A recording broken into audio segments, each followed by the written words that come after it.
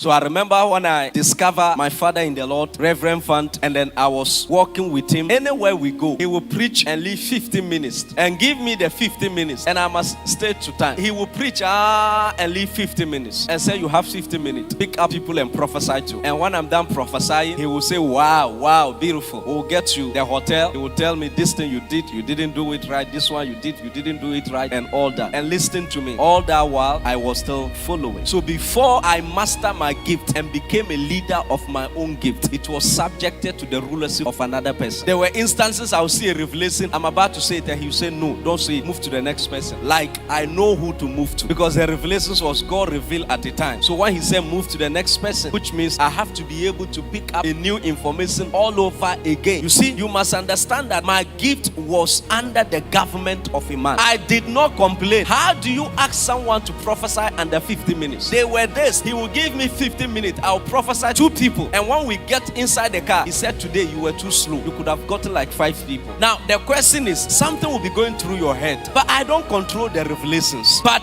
he expects that you master your gift. You ruled over your gift. You determine the space and the speed at which the gift flies. I remember one day we were at Jubilee Park, Tamale. And then daddy came to me. We got down from the car. And then he held my hand and whispered into my ear, today I'll be giving you 15 minutes. You are prophesying to not less than 5 people. So as I'm preaching, be meditating. He said, don't come there and try to pick your information. Don't come there and try to say lift up a song, because no one is singing. If I do that to any of the people here, they will think I hate them. Yeah, you would think I hate you. But it was vigorous training. So anytime there is a program and I'm going with daddy, my heart is like this. Boom.